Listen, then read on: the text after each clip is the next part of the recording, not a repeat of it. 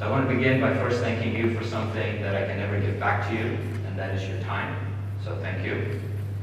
So we're going to take a little shift as to what we're going to discuss.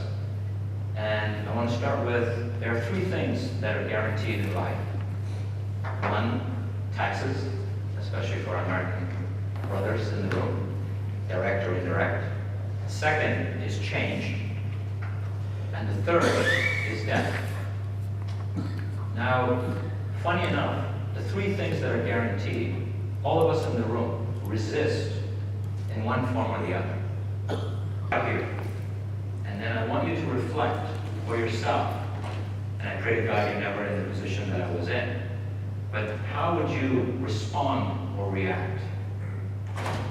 Whether it was you, or your loved ones, or anybody that you serve today in your respective companies. So as some of you mentioned, I was born in the Democratic Republic of Congo. I was raised in Belgium. I finished my schooling in Canada.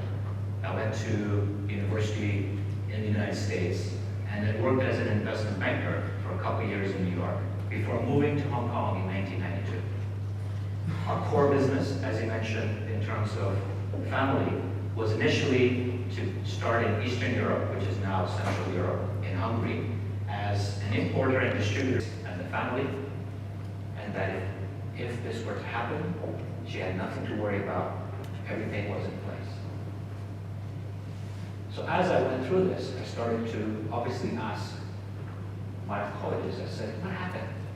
How can a 35-year-old who has an annual screening, like most of us do, in January, with discipline, bloods, urine, stool, x-ray, ECG, the whole lot, right? How do we end up, how does a guy like that end up with 10 tumors?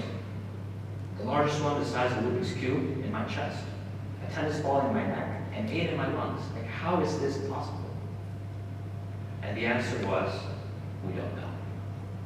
Basically telling me shit happens. Now, when you're type A, you run around. Would you be in position to invest and continue to invest if you just saw balance sheet to balance sheet? And that's what I was doing. I was assuming that if I was good one day, the other 364 were good to go.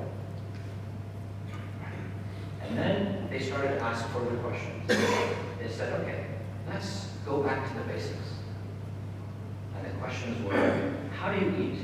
And that includes drinking.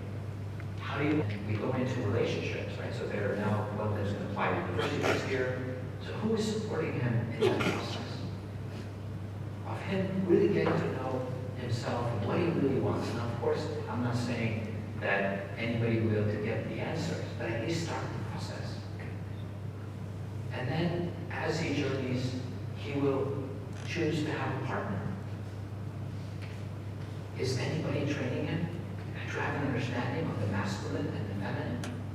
What it takes to have a relationship of communication, authenticity, and then eventually, he may become a parent. Does he have the training or the parenting coaching that will allow him to make choices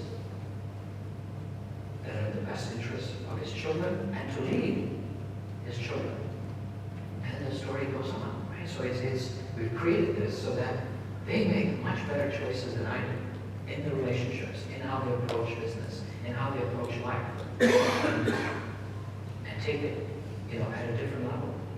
So I urge you to look at wealth in a more expansive manner, to include health and well-being, but not just physical health, not just having a medical insurance plan. Yes, they will, in the structure, there's understanding the genetic predisposition to disease. There's all the medical records being